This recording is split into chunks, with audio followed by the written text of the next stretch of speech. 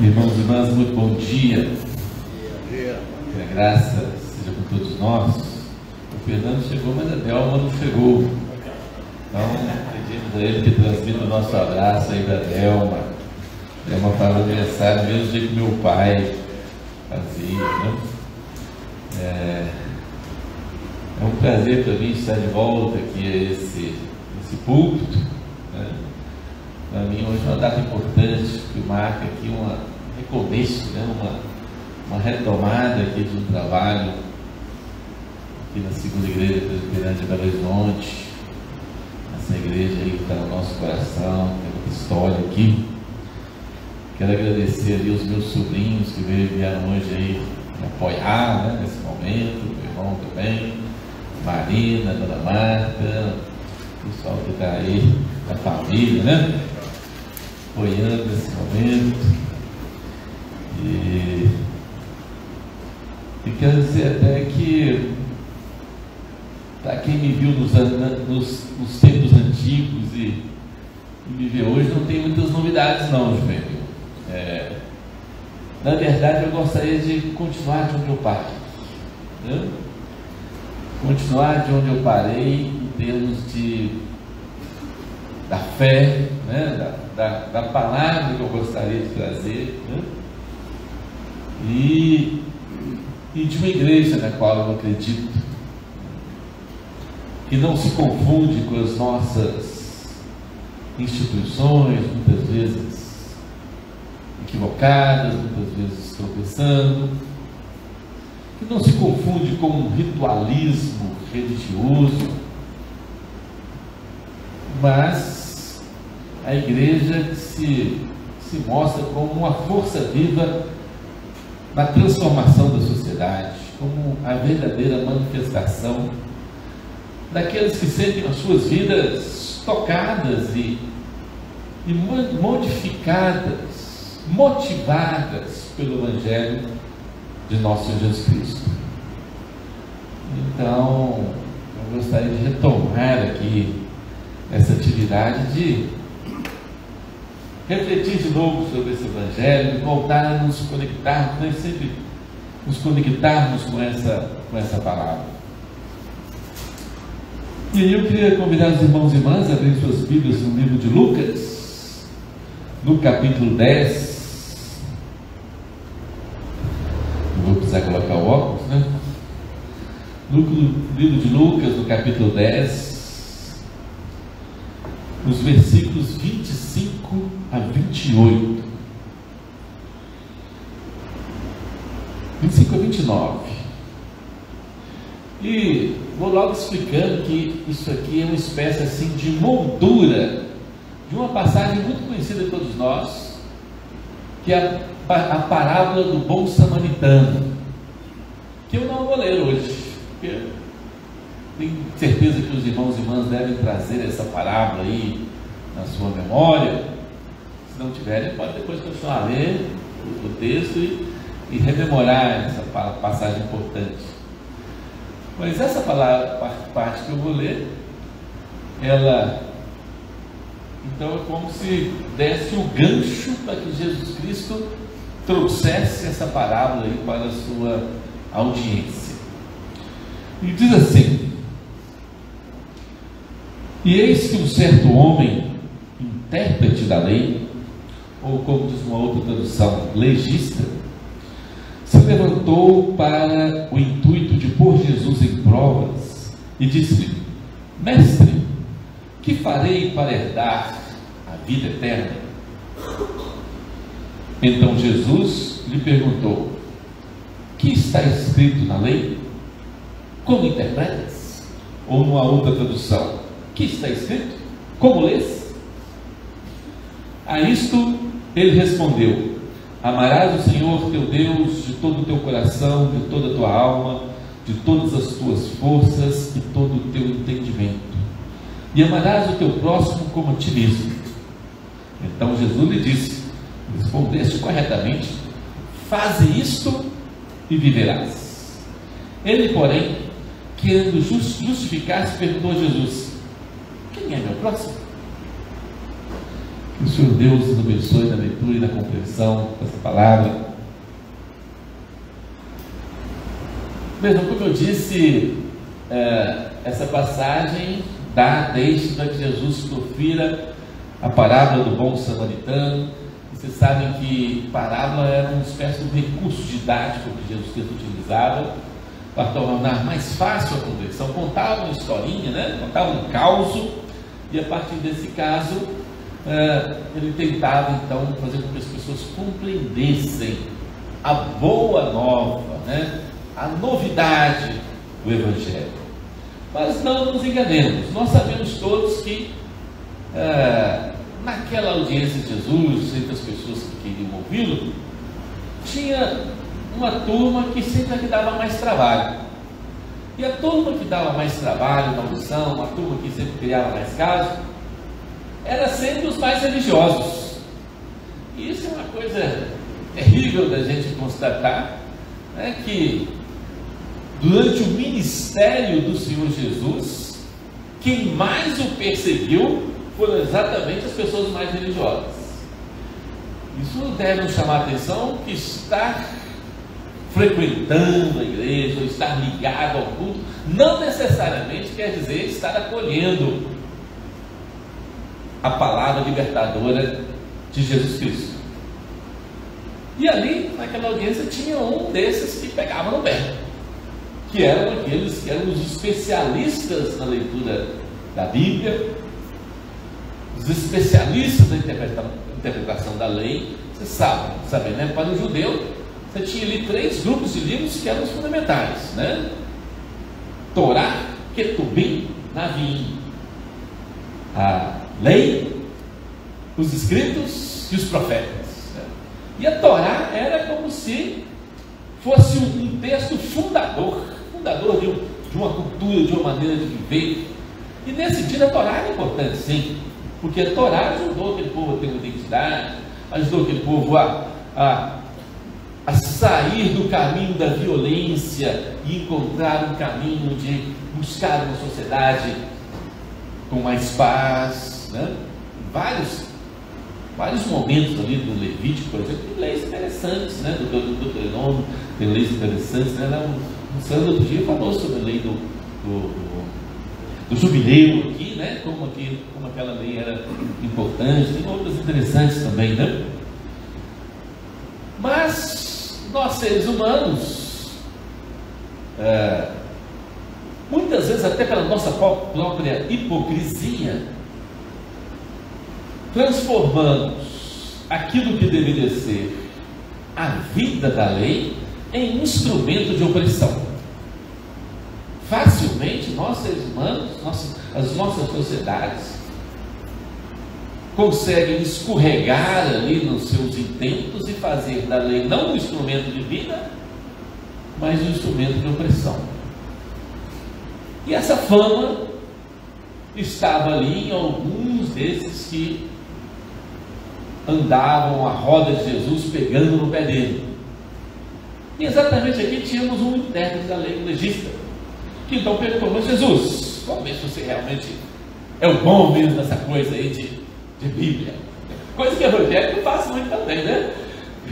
Eu já estive em muitas conversas assim, que vem lá alguém provar o pastor, se o pastor entende Bíblia, né? Acontece isso por aí também, né?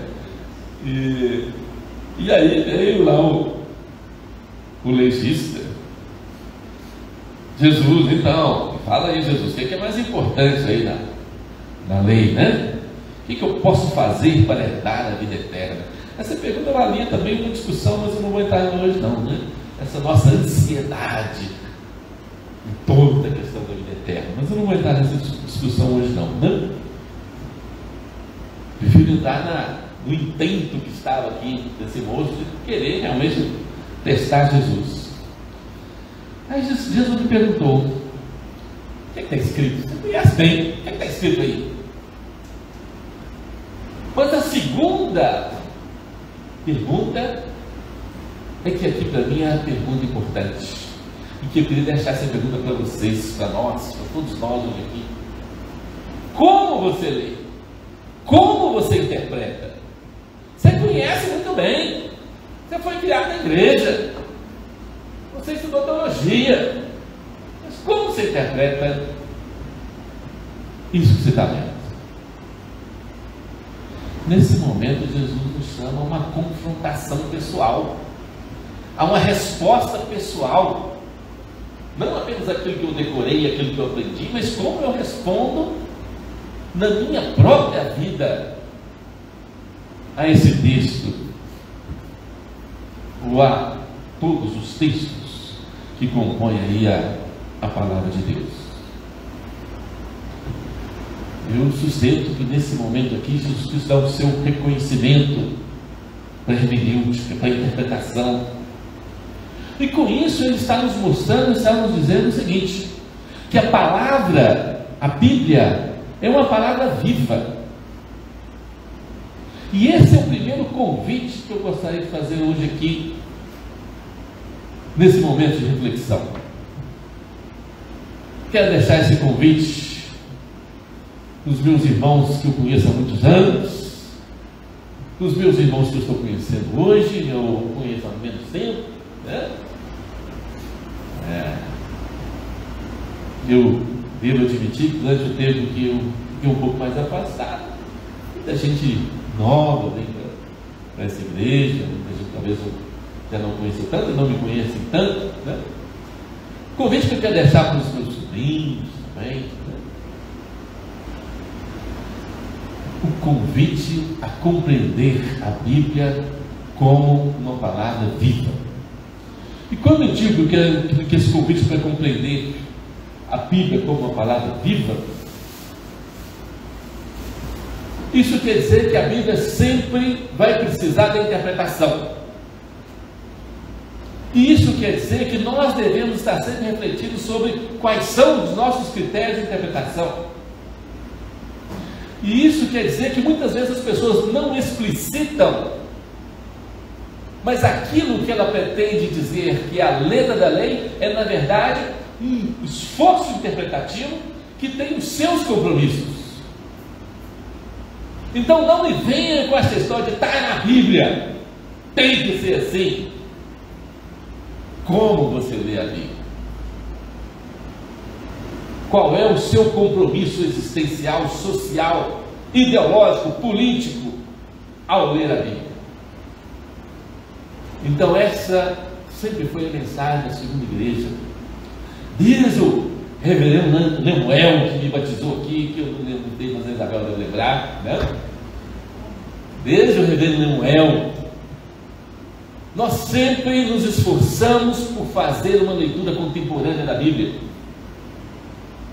por não cair nessa cilada de que aquela letra que foi escrita lá 2.000, 3.000 anos se impõe a nós como uma mordaça, uma corrente, uma prisão, mas que a gente transforme aquela letra numa palavra viva, que seja a fonte de vida e abundância para todos nós. E isso só é possível se nós estamos dispostos em cada momento a pensar, diante de cada contexto, como as palavras da Bíblia, as palavras do Senhor Jesus Cristo podem ser de fato evangelho, podem ser de fato boa nova, podem de fato questionar as estruturas do nosso tempo, questionar as dificuldades do nosso tempo e de fato trazer um vento novo do Espírito Santo que vem nos trazer libertação, vem nos fazer ver coisas novas, encontrar nesse mundo os sinais das coisas novas que a ação misteriosa do Espírito de Deus faz à nossa volta. Não sei quem aqui já assistiu o Conclave. Assistiu? Vou dar um pequeno spoiler aqui, ninguém fique bravo comigo, mas o Conclave, um desses filmes que concorreu ao Oscar aí, e é um filme interessante que fala sobre um conclave para escolher um novo Papa. Inclusive, uma realidade que infelizmente não está muito longe da gente, não.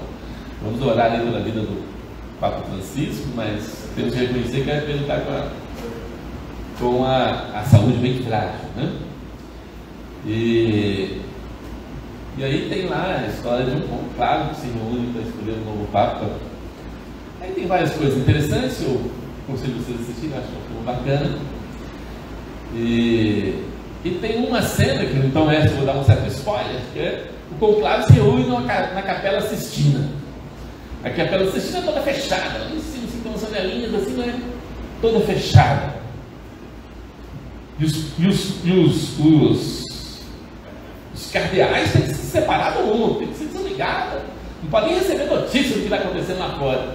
E ficam lá trancados, né? No momento que a igreja se fecha em si mesma para escolher o seu dirigente. Só que acontece um incidente lá fora, estoura uma bomba do lado de fora da capela, do lado de fora da igreja, as bombas explodem. E aí acontece um grande tumulto e tal, né?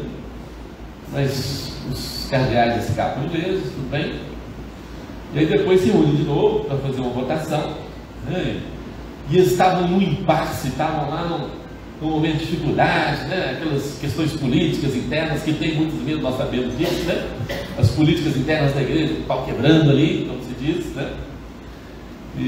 Mas estavam num impasse. Mas o diretor quis colocar uma cena que eu acho que ele realmente quis dar um aspecto simbólico, que é que de repente, na vidraça quebrada pela bomba, entra uma brisa, entra um vento, e esse vento se assopra sobre ali a comunidade dos cardeais, e enfim, eles encontram o caminho, né? E é uma metáfora interessante, né? Porque o Espírito assopra nas frestas abertas pela realidade que desafia a igreja, pela realidade que muitas vezes é violenta e que questiona as paredes e as estruturas da igreja. E é exatamente ali que entra esse vento renovador, esse vento que nos abre o caminho. Quantos desafios nós temos à nossa volta? Vivemos um tempo obscuro. Não sou dos mais alarmistas, mas todos aqueles que leem a realidade internacional do nosso mundo veem que vivemos um tempo bastante obscuro, um certo renascimento dos fascismos, ou novas formas de fascismo em nossa sociedade. E é nesse momento que precisamos que essas frestas abertas, essas vidraças quebradas, nos tragam um espírito renovador da igreja, para que a gente possa de fato ter uma palavra de evangelho, de libertação. E isso nós só fazemos se aceitamos o convite para encarar a Bíblia como uma palavra viva. Então esse é o meu primeiro convite. Busquemos a Bíblia, busquemos na Bíblia os sinais das coisas novas que Deus quer que nós façamos como igreja nesse mundo. Mas a outra parte que me chama bastante atenção é exatamente que aquele moço, ao ser interpelado sobre como ele lê, ele escapou pela tangente, inventou uma desculpa. Ou como a gente às vezes faz, estou lá tergiversando nas questões. Mas peraí, mas quem é que é meu próximo? Como é que eu posso cumprir a palavra? Vamos fazer aqui uma discussão conceitual. Vamos aqui fazer uma discussão e tentar aqui resolver esse problema do quem é meu próximo. Só que Jesus Cristo caiu na armadilha dele. E ele trouxe a vida através da história. Trouxe um caso concreto, uma situação concreta. Olha aqui, meu irmão, vendo você ficar aí só especulando, ou só discutindo doutrina, ou só discutindo coisas. Olha aqui uma experiência concreta. Como você faria para cumprir a lei de Deus? Quem é que cumpriu a lei de Deus nesse caso aqui? E aí ele conta a parábola do bom samaritano, que vocês conhecem bem, né? Não vou me alongar, não vou discuti-lo aqui hoje, mas eu só quero chegar lá no final,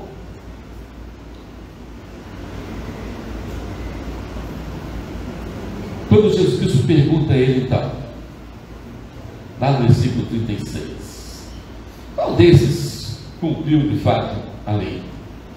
E aí no versículo 37, o intérprete reconhece o que usou de misericórdia, ou seja,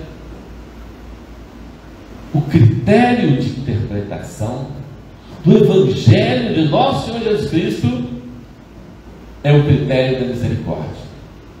E isso está muito claro na palavra de Jesus. Eu sempre insisto no fato de que, de um certo ponto de vista, Jesus Cristo é um profeta que retoma um movimento profético já presente, por exemplo, em Oséias. Porque Jesus Cristo cita pelo menos 2 vezes, segundo o livro de Mateus, segundo o Evangelho de Mateus, Jesus Cristo cita Oséias 6,6: misericórdia quero e não sacrifício. Isso quer dizer que Jesus Cristo, então, está mostrando que tem uma chave aí do profeta que ele recupera e que aparece em vários momentos da vida pessoal de Jesus Cristo, em que alguém vem empolgado dele, mas Jesus, você não está obedecendo a lei. E Jesus Cristo, em vários momentos, diz: mais importante é a misericórdia. Vários momentos ele dá esse testemunho, em vários momentos ele tenta nos mostrar que essa é a chave. A misericórdia com aquele que sofre, a misericórdia com aquele que é explorado, mesmo a misericórdia com a ovelha que cai no buraco lá no dia de sábado, que alguém colocou essa questão para Jesus, e ele sempre insistindo: a misericórdia é a chave de leitura. E essa é uma chave revolucionária, porque é essa chave que vai nos libertar da mentalidade sacrificial. É isso que está implícito aqui nessa discussão que Oséias faz. E o que é uma mentalidade sacrificial? A mentalidade sacrificial é uma mentalidade do mérito, é uma mentalidade da proporcionalidade. Daqui a pouco vou esticar um pouco nesse ponto, mas por enquanto eu só quero dizer o seguinte: que para aquela turma que tinha toda um modo de viver baseado no fato de que Israel é que era a nação eleita, e que nessa nação eleita tinha um pessoal que ainda era mais ainda importante, mais especial, que os mais cumpridores da lei, Jesus Cristo então vem dizer, jogar tudo no chão e dizer: a misericórdia é mais importante. Então ele é revolucionária num contexto de opressão, de perseguição. E é essa interpretação, essa hermenêutica revolucionária de Jesus Cristo, baseada na misericórdia, que nós queremos transmitir aqui na segunda igreja. E a ela que eu quero convidar também todos nós aqui, um convite para uma interpretação misericordiosa da palavra de Deus. E nesse sentido, é um convite para uma interpretação progressista da palavra de Deus. E quando eu digo progressista, é porque nós queremos questionar e queremos de alguma maneira ajudar a transformar toda a estrutura de opressão, seja no meu próprio proceder, seja na minha própria mentalidade, seja na forma da nossa organização social, seja na cultura ou nas várias expressões da nossa vivência humana. Então, irmãos e irmãs, essa é uma boa nova, uma novidade. Vou contar uma coisa para vocês. Nós agora temos 4 pastores aqui na igreja, e nós estamos nos acertando em muitas coisas, né? Já combinamos aí passar um dia juntos lá na Gabiroba. Eu explico para vocês o que é Gabiroba. No dia 12 de abril, da gente aí se acertar mais, se afinar mais. Mas eu já vou adiantar uma coisa para vocês: é que esses 4 pastores, vindo de contextos diferentes, de histórias de vidas diferentes, ocupando os chamados lugares de fala diferentes, esses 4 pastores entendem que a história da segunda igreja, que as nossas próprias histórias, nos autorizam a dizer que nós queremos a segunda igreja presbiteriana de Belo Horizonte como uma igreja verdadeiramente progressista. E nisso estamos de acordo. O Sandro, ontem nós tivemos uma reunião e nós estamos trabalhando, nós tentando achar um jeito. E ontem nós tivemos uma reunião, uma reunião sobre a questão da comunicação, porque nós queremos que as pessoas saibam que existe essa igreja. Nós queremos que as pessoas dialoguem com a gente sobre essa igreja. E ontem o Sandro falou uma coisa que acho que tem toda razão. O Sandro é um sociólogo, né, gente? Você sabe disso.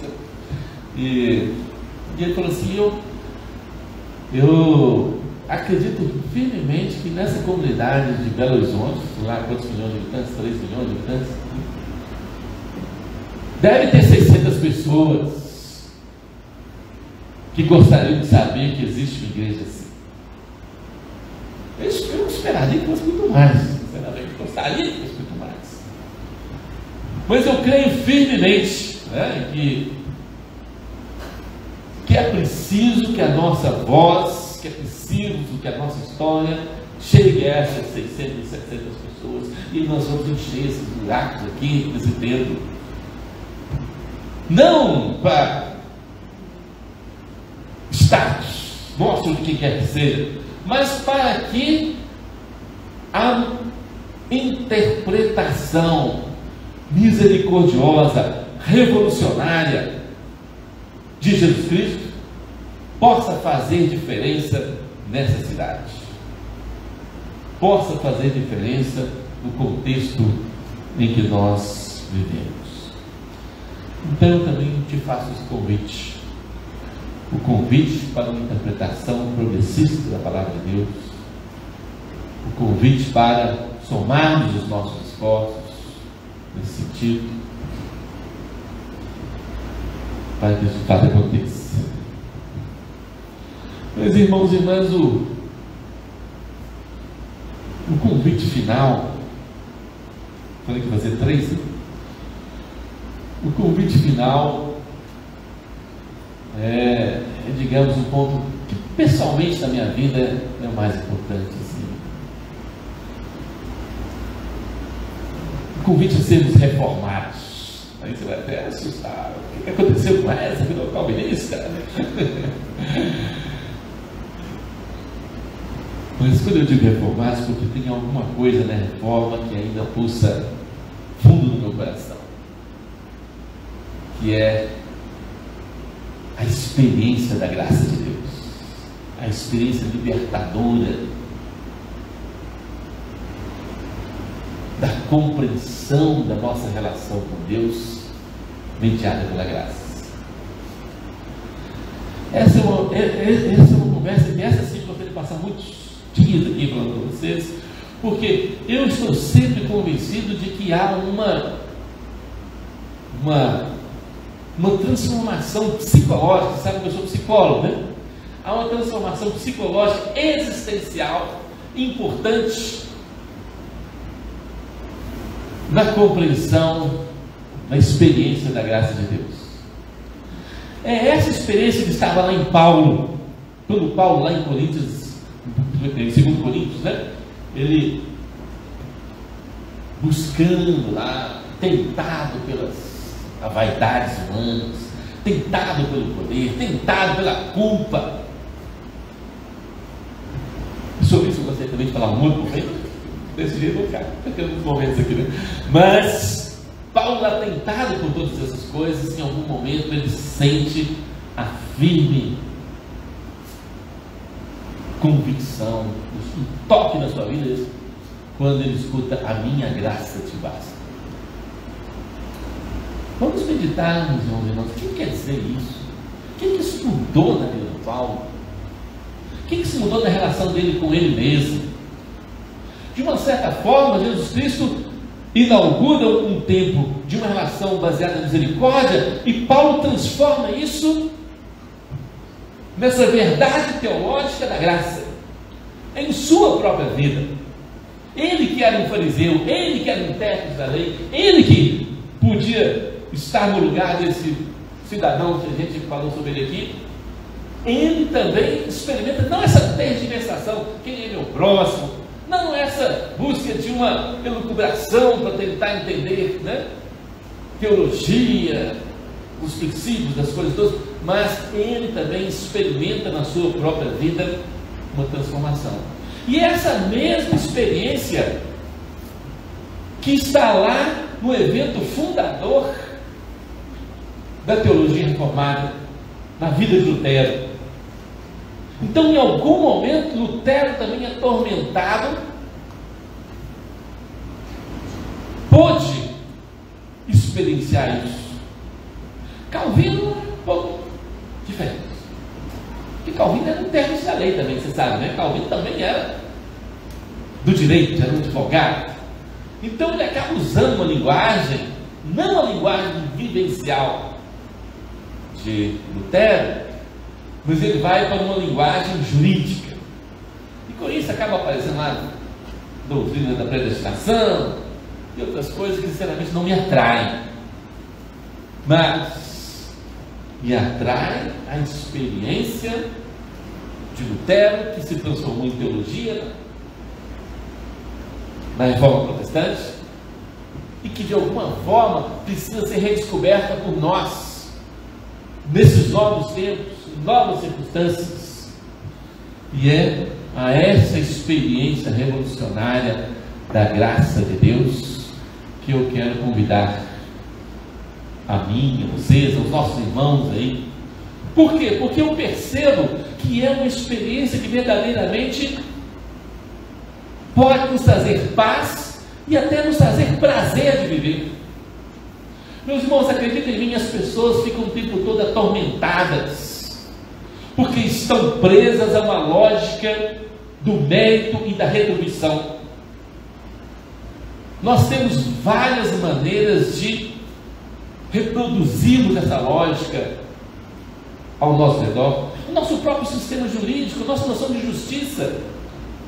Se você bate no meu carro, eu reclamo uma indenização que seja proporcional ao dano que você fez para mim. Porque é um avanço, né? E é útil, né? Mas o problema é quando nós ficamos o tempo todo presos a essa lógica. Que é uma lógica que está presente, por exemplo, na coisa que nós mais fazemos, que sustenta a nossa sociedade, que é o consumo, a mercadoria. O tempo todo nós ficamos tentando valorar as coisas. Quanto vale esse celular? Quanto vale aquele? Quanto vale esse objeto? E ficamos presos a essa lógica. E de repente, Jesus Cristo nos inaugura um tempo que não é o tempo da conta, não é o tempo da proporcionalidade, mas é o tempo da misericórdia. E de repente Paulo compreende na sua própria vida que a sua própria salvação, que a sua própria relação com Deus não depende da proporcionalidade dos seus atos, não depende do tanto que ele pudesse ser bom, ou daquilo que ele pudesse fazer de interessante, mas que é apenas a graça que basta. Essa experiência é muito libertadora. Meus irmãos e irmãs, acreditem em mim, né? O mundo está cheio de pessoas que fiquem pensando: será que eu já fiz o suficiente? E aí ficam atormentados pelas culpas. Será que eu fiz o suficiente pelos meus filhos? Será que eu fiz o suficiente para a sociedade? Será que eu fiz o suficiente para Deus? E ao mesmo tempo cheio também de pessoas que ficam dizendo: você não fez o suficiente, eu estou magoado com você, porque você não fez tudo o que tinha que fazer. E aí o mundo está cheio de pessoas que ficam deprimidas, ficam magoadas. Acredita em mim, esses quadros psicopatológicos todos, no final das contas, têm ali uma raiz, uma coisa fundamental para o nosso próprio existir, que é a formação do eu. Mas essa formação do eu está muito atravessada pela lógica do mérito, da retribuição, da proporcionalidade. Porque quando Paulo diz assim: quando eu não sou nada, aí que eu sou uma coisa. Ou quando Jesus Cristo diz: se você quiser encontrar a sua vida, perdê-la. Então, essa é a lógica da gratuidade da existência. A existência é gratuita. E esse gratuito nos leva a muitos lugares, porque a gente às vezes fica pensando, né? Qual é a grande missão que Deus me deu nessa vida? A existência gratuita. Então, eu é que preciso acolher gratuitamente esse dom da existência e de alguma forma ser tocado por essa experiência, porque a experiência da graça nos leva à gratidão.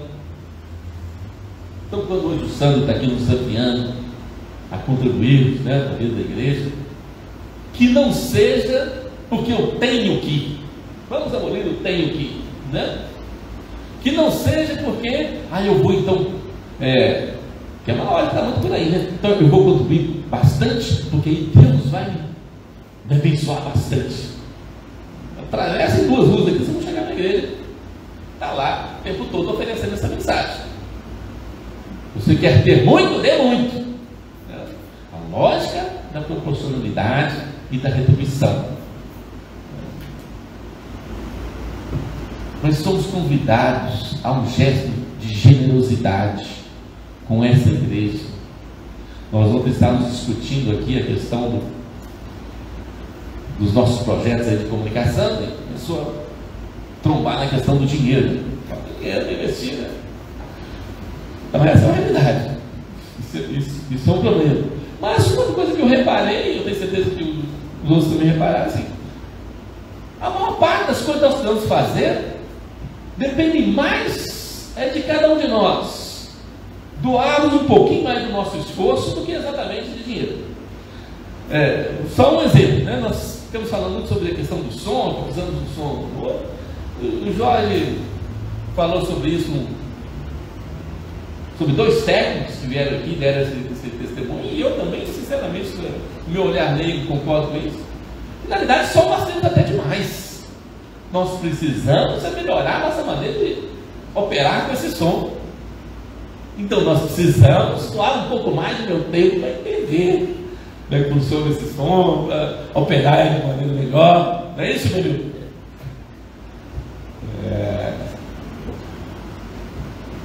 Mas ninguém tem que nada.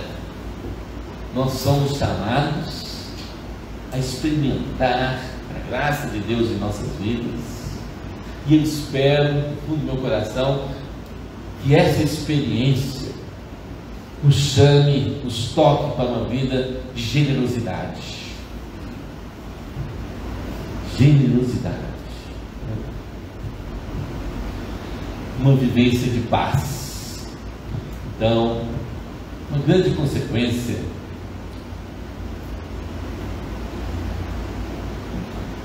da experiência da graça é vivermos mais em paz, menos atormentado pela culpa, menos atormentado pelo tem que, menos atormentado pela mágoa,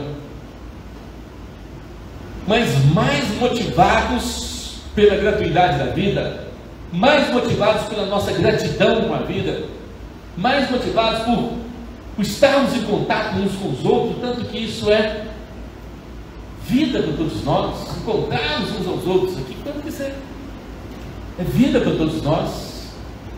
Então, irmãos e irmãs, só para terminar, eu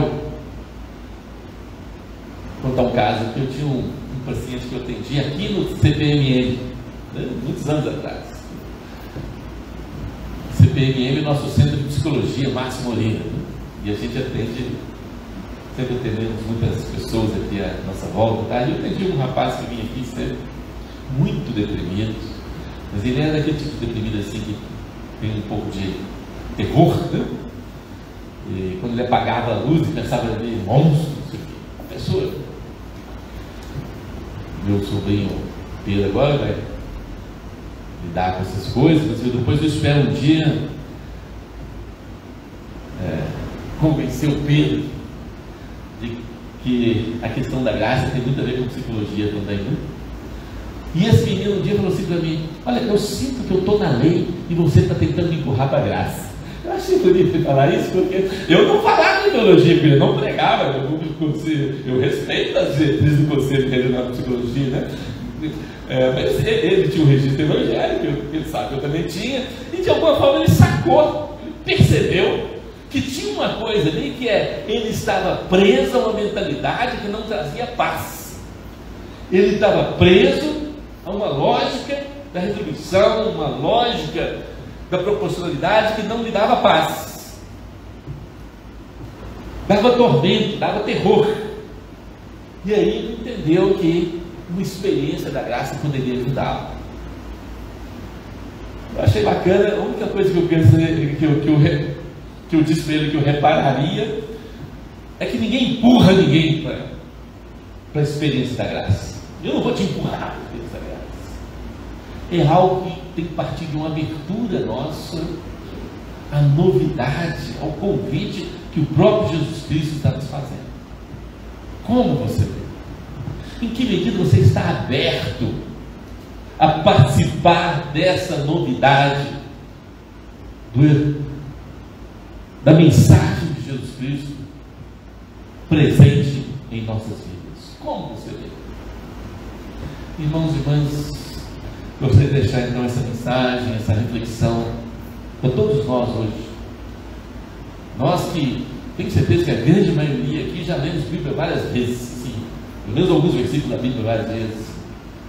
Nós que dominicalmente também fazemos as nossas interpretações da Bíblia. Jesus Cristo está nos perguntando: como você lê, Sandro? Como você lê, Jorge? Como eu leio? Que nós possamos responder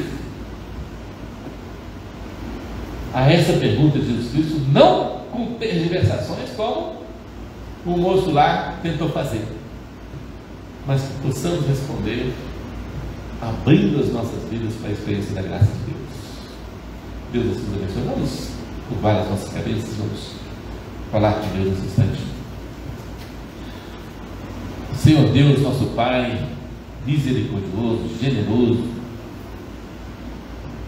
nós nos aproximamos de Ti nesse momento, conscientes da nossa pequenez, conscientes dos nossos enganos, mas, Senhor, não queremos ser triturados e esmagados pelo peso de nenhuma lei.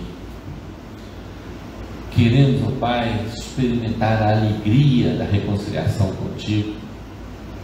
Queremos, ó Pai, experimentar a motivação de uma vida mais próxima de Ti, porque, ó Pai, Tu és a fonte da vida, porque Teu Filho de Jesus Cristo tem as palavras de vida eterna, porque o Espírito Santo nos impulsiona e nos capacita.